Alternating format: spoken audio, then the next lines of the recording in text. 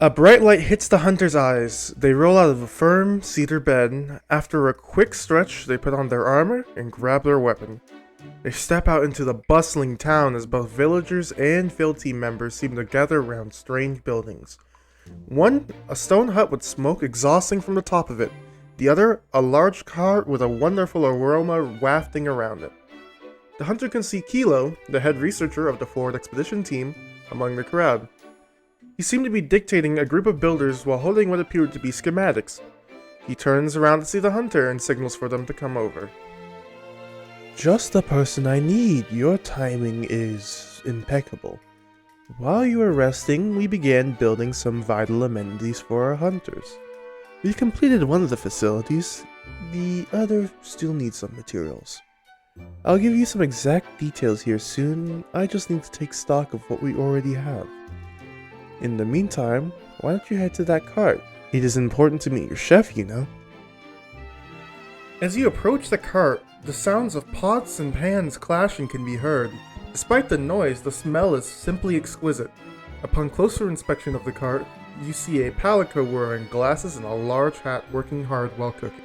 I'm not reading the cat lines. Again, I tried. So I'll just type them out on screen. Here you go. The hunter decides to explore the village for a bit. This serves as the introduction to various facilities the hunters can use while preparing for the hunt. Inside the airship to the east is the gathering hall. I will be making a more in-depth video describing the gathering hall soon, so stay tuned for that. Next to the hunter's house is the merchant stall. Here you can meet with Ragby. He's a business-savvy man of the Valian tribe who saw the business opportunities of the guild's arrival. Despite his kind appearance, he's always out to get coin, which means some fairly lucrative offers at times. Hunters should watch for his ever-changing wares. In the center of the village stands two structures. The northmost one is Dohmer's food cart. This patent design by Dohmer is both efficient and accessible. Easy to prepare food and easy to transport, he can deliver food in the midst of hunts. The southern building is the Smithy, however, is currently surrounded by workers as well as Kilo, who is talking to someone. Welcome back, Hunter. Timing as impeccable as always. I'd like to introduce you to someone. This is Lyanwad, our very own Smith. It's Leah. Right. Well, I'm sure you'll get to know her quite well. The place is almost done. I just need one thing that I forgot to grab. A Velocidrome claw. I use it for sharpening and whatnot. If you could be a dear and grab one, I'd appreciate that. I told you to triple check everything before we left. Hey, be glad I at least double checked. If I didn't, I would have forgotten my hammer. As you can see, Hunter, Lyanwad, Leah is a bit of an airhead. Damn right. Well, when she does get serious, however, she can make a mighty weapon like the Brute Axe. Call it a passion project. Newly approved by the guild and already a beloved weapon. I'll tell Freya to set up a quest for a Velocidrome hunt. I apologize for Leah's lack of discipline. Thanks, Hunter. First upgrade's on me. Kilo has told me the situation. Those two seem quite close, don't you think? Anyhow, are you ready to depart? If so, please head to the gate. As mentioned prior, Leah is the creator of a new weapon called the Brute Axe. This is a very heavy weapon that only the strongest of hunters can wield. The attacks make use of momentum to deliver heavy, heart-breaking blows. A chain is attached to the bottom which allows the user to pull themselves to wherever the axe is thrown. Taking and dealing damage will build up Rage mode.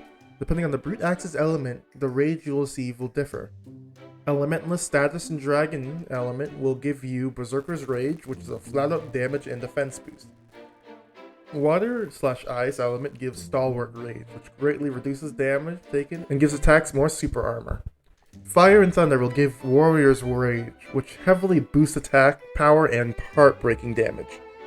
When ready to unleash Rage mode, the eye under the hunter's health will be fully open and enraged. Rule the hunt by being an absolute juggernaut, tearing through all in your way.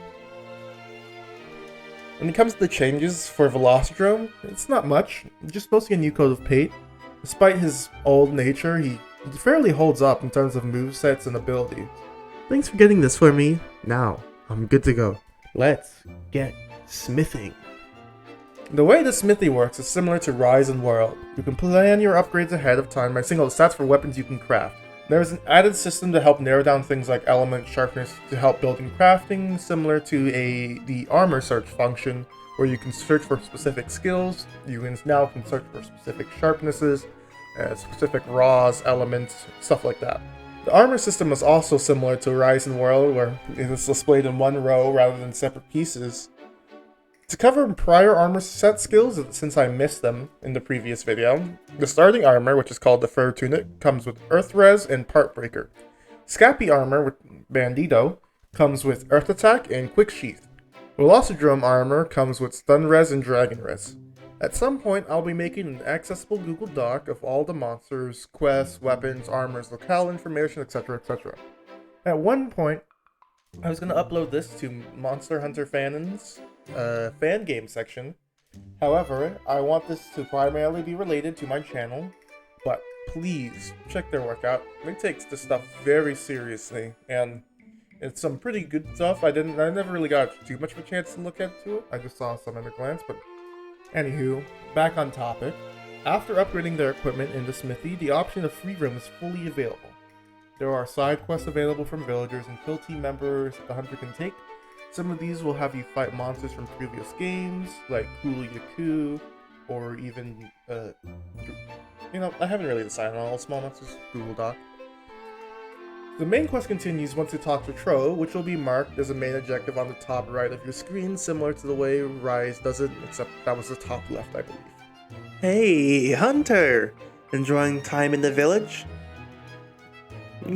I've got a bit of a request. There's a desert past the roofed forest, however, there's a nasty, gross, horrendous bug blocking the path. Kilo wanted to deal with it, but I don't jive with bugs, monsters. Do this and I'll treat you to a drink. Just don't tell Kilo, okay? We return to the roofed forest, this time on the bug hunt. The monster is initially encountered in Zone 10.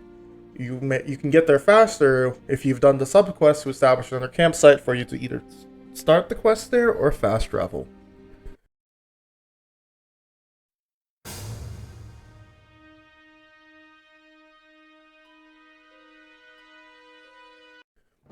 This is the Flagoon King, a large Neopteran of a similar build to Celtis.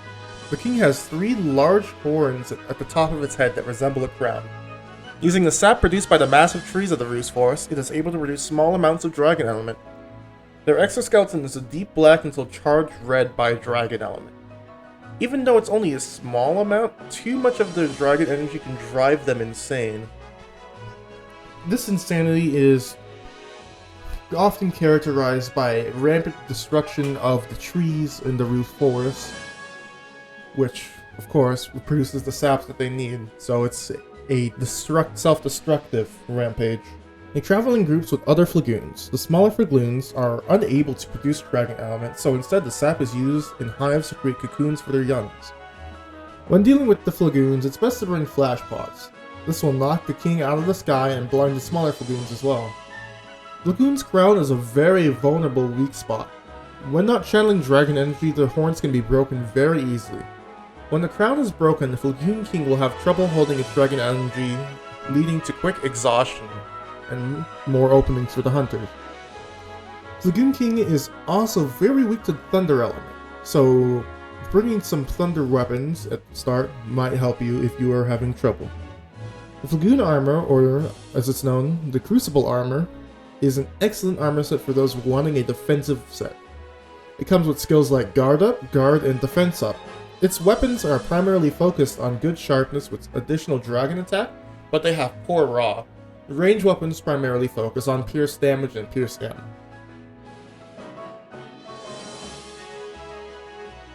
Hey, thanks. I owe you one. Yes, I do believe you owe them one right about now. Oh, hey, Kilo! Didn't see you there. How's it going?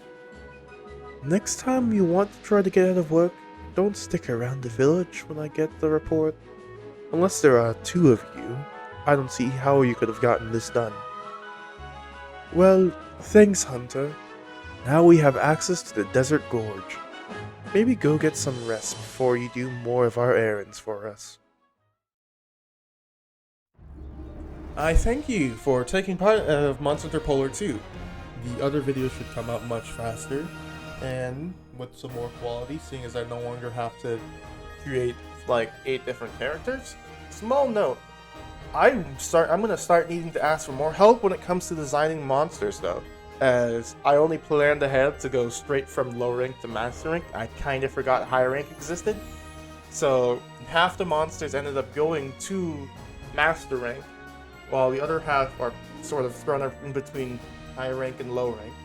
So I need some more ideas for a high rank monster specifically, as I feel like I have fleshed out low rank monsters well enough, and a couple for master rank as well. But anyway, I thank you, especially if you made it this far. I mean, I don't think anyone actually has finished one of my videos, so I'll take whatever I can. I'll see you guys next time for Monster Hunter Pollr 3 or whatever actually, I have a very interesting side project coming up that you should stay tuned for. And it's going to involve a couple of my friends and me. So, I'll see you guys next time.